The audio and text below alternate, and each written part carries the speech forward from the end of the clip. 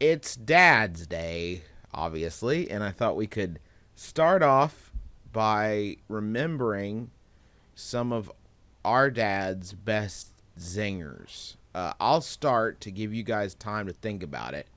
Um, we were in a parking lot, and this guy was walking across the parking lot and blocking our dad's progress to a parking space, and this gentleman was walking slowly in front of Dad and not in any way expediting his travel.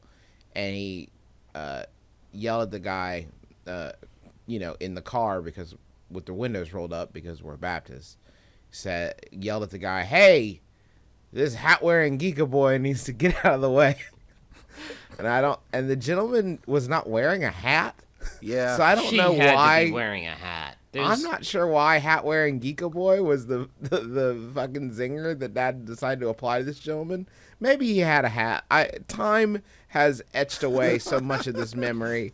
It's hard to say, but I think my favorite is the time that we were all sitting in the back seat, and we were having a spat, as young brothers are like to do, smacking one another and hitting each other. And Dad turns around from the driver's seat and says, "You guys stop fiddly farting around back there." Yeah. And all three of us stopped, and we're like, "Well, excuse me." That story Fiddly gives him. farting? That story applies to our dad a sort of Flandersian charm.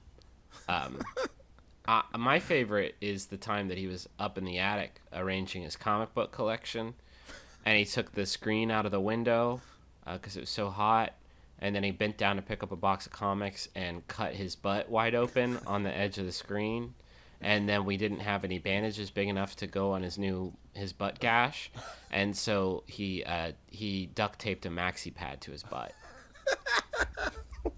Oh, do we want to go through just the list of times Dad's injured himself? Because there was a time he dumped bleach and kitty litter down the sink without seeing a problem with it, and passed out in the basement for several hours. And his fellow DJ, when explaining why he was not on the show the next morning, announced to Huntington, West Virginia, that our dad was freebasing kitty litter. Probably the saddest injury that he got was if I had seen, okay, he was bringing a tray of cold cuts to a Little League game, and a van drove past him, and the rear view mirror, the side view mirror, was so close that it blasted him in the chest, sending cold cuts flying. If I had seen this happen, I would fucking still be laughing. I would give anything. And then slow opera music played, and you just saw the tray flipping over and over in the air.